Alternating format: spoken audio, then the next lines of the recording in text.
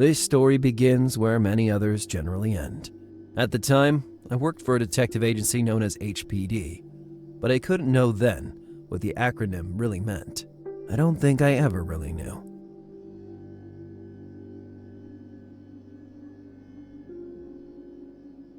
For a few months, I'd been on the trail of the man the press not very originally renamed Blowtorch. A clue led me to the extreme outskirts of Miami, in a little out-of-the-way suburb that smelled like rotten fish.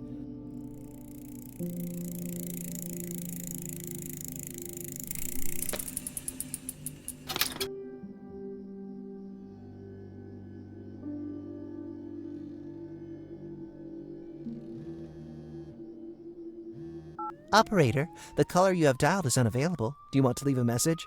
Bundy, knock it off. Judging from the traffic noise, I'd say you disobeyed my orders. Hey, I just went out for a ride on my bike. What's the harm? At 10 in the evening, I told you to stay home. The case is ours. We're already racing to the scene of the tip-off. But the cavalry's already here, boss. Let me find one of those clues that Blowtorch left for me, and we will stop the next murder before you even divorce your third wife. I'm on my fourth, Bundy, and I will never understand why that killer keeps leaving clues just for you. Do you need to ask? Because I'm his archenemy, his nemesis, his worst nightmare. More like he enjoys leaving you every time grasping a handful of air. Oh, yeah. Remind me again, old man. Who stopped the Puerto Rican surgeon and the arsonist of the southeast coast? And what about the... All old news, Bundy. You haven't caught a break for a long time, and for months you've been following Blowtorch without any results. Why don't you go on holiday and let us do the work? I'm in Miami, dude. Working here is a holiday. I'm serious, Lars. Give it up. Listen, boss. I will limit myself to a stealth approach. Identify the victim's flat. I write everything down. I smoke a cigarette. I admire the skyline. I wait for reinforcements. No shootout planned. That would be difficult, since you never carry a gun with you. Well, once a chick told me that the weapon at my side makes me clumsy. Don't cause any shit, Bundy. We'll be there in a short while. Okay. That means I have a short while to solve this case. What did you say? Nothing. Bundy, don't screw things up, or I swear... At previous crime scenes, we always found a letter addressed to me, abandoned in the mailboxes. This time, maybe, I would be able to find that letter before the crime was committed. But I had to hurry. I looked at the various mailboxes and found what I was looking for. An abandoned envelope with no writing or stamps. The only problem remaining was how to open the mailbox. Maybe using something thin for leverage. My badge wasn't exactly the right tool to wedge this open with, but it was worth a try. The only thing I accomplished was jamming the badge into the narrow crack above the mailbox. Here's what the taxpayers' money was being used for. The conditions of that sidewalk were getting worse. A stone bigger than the others just fell off the sidewalk. And who was I not to accept the kind gifts from Providence?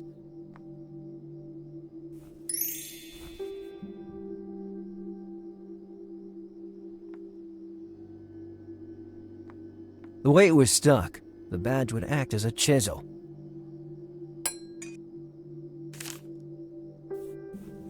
As usual, the letter was ripped and written with invisible ink. I was sure I had some Scotch tape somewhere. Well, I'd have to think about the invisible ink later.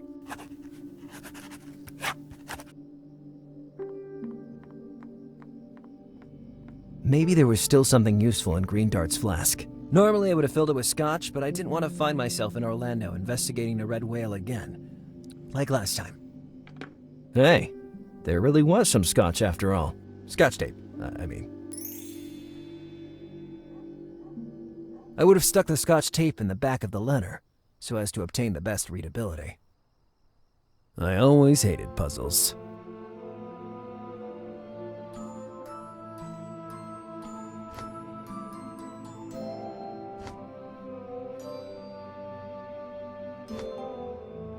If I have to waste time on this...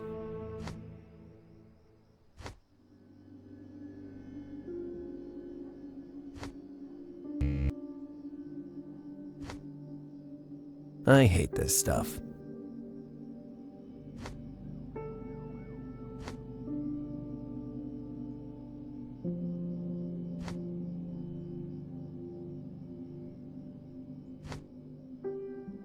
Once I received a 1,000-piece jigsaw puzzle as a present.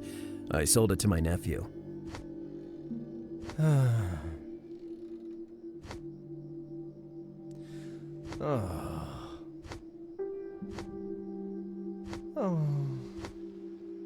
It wasn't as difficult as I feared. At that point, I just had to find a way to read the message hidden in the letter. Well, I remembered that to reveal invisible ink, you just have to warm it. Where could I find a source of heat that late at night?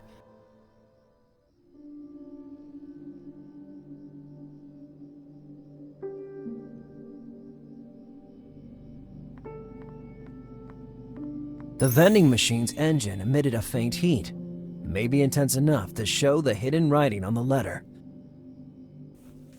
At first, nothing happened. I was about to give up when it happened. The first characters appeared. The letter corresponded in every way with the ones found before. Supportive tone, an apparent desire to support the police force, then laced with a sudden temper tantrum hinting at a killing frenzy. I had to dig into this, looking for clues. The letters were always kindly addressed to me. Blowtorch's tone ranged from disappointment to encouragement, with a barely concealed desire for recognition. The forensic guys had no doubt about the gender of the killer just after the first murder.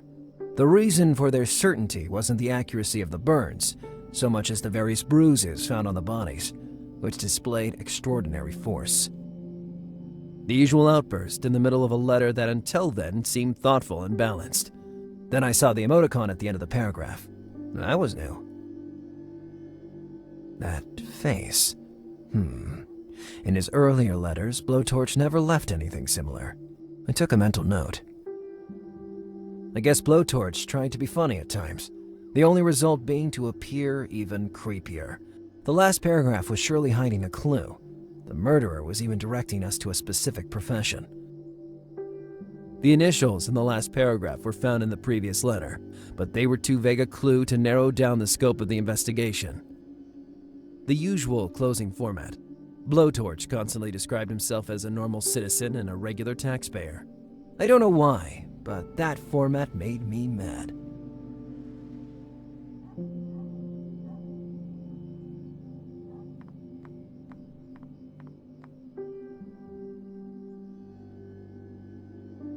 It wouldn't help me in any way.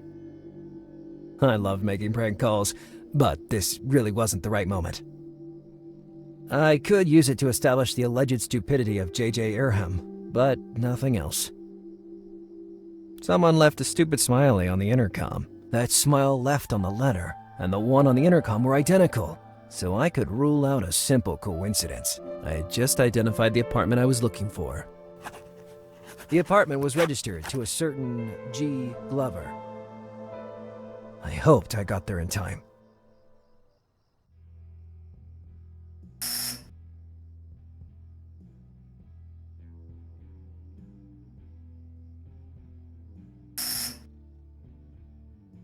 Yes? Who is it? I'm Detective Bundy from HPD. If you don't mind, I need to ask you some questions. He didn't answer immediately. Moments of total silence passed, during which I thought he had hung up. Sorry for the hesitation, but I really don't understand what you would want from me. I'm just a normal citizen who... Yes, of course, but I really need, and I mean really need, to talk to you. With a certain urgency, too. Can you open the front door? I hate to be a killjoy, but you have a warrant. I don't want to get into trouble with my landlord. You know what? I guess I forgot it in my other hand. Anyway, I already told you that... Listen, the landlord is a real pain in the ass, and I don't want any trouble.